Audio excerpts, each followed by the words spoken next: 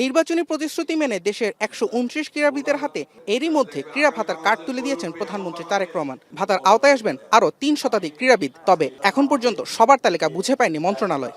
2003 সালে রোববার জাতীয় ও আন্তর্জাতিক ক্রীড়া দিবসের আলোচনায় বক্তব্যে ক্রীড়া প্রতিমন্ত্রী ফেডারেশনগুলোকে দ্রুত জাতীয় খেলোয়াড়দের তালিকা প্রদানের আহ্বান জানান।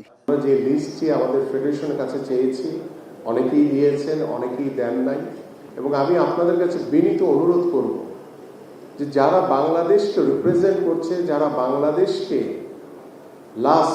বাংলাদেশ দলের প্রতিনিধিত্ব করেছে, আমরা প্রাথমিক পর্যায়ে সেই সকল ক্রীড়াবিদদেরকে আমরা এই তালিকায় অন্তর্ভুক্ত করতে চাই।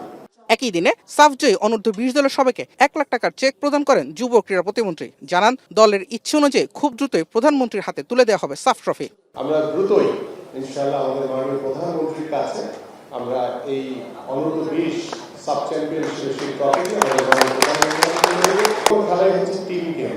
টিম যদি ভালো থাকে, টিমের ভিতরে ঐক্য থাকলে, সহনশীলতা, আন্তরিকতা থাকলে আমরা যে কোনো বাধাকে অতিক্রম করে আমার বাংলাদেশকে আমি আরো অনেক দূর এগিয়ে নিয়ে যেতে পারবো। এদিকে খেলোয়াড়দের এমন সুবিধার আওতায় আনায় সন্তুষ্ট বাফুফের সহসভাপতি নাসির শাহরিয়ার জাহিদি ও সাফজয় দলের অধিনায়ক মিঠু চৌধুরী। তিনি অনেক কিছু আমাদেরকে ভালো কিছু উপহার দিবে, এটা আমি বিশ্বাস করতেছি। ইতিমধ্যে আমাদেরকে ডেভেলপমেন্ট কমিটির চেয়ারম্যান জাহিদি স্যার উনি আমাদেরকে পুরস্কৃত করছেন। আমরা যারা ফেডারেশনে আছি আমাদের কাজ হলো এই পৃষ্ঠপোষকতাকে সফলভাবে কাজে লাগিয়ে দেশে ক্রীড়ার পরিবেশটাকে আরও উৎকর্ষ করা, আরও এগিয়ে নিয়ে যাওয়া। সাফজয় দলের সবাইকে একই দিনে তুলে দেওয়া হয়েছে ক্রীড়া কার্ড, যার মাধ্যমে সামাজিক সুবিধা পাবেন দেশকে সাফ শিরোপে এনে দেওয়া ফুটবলাররা।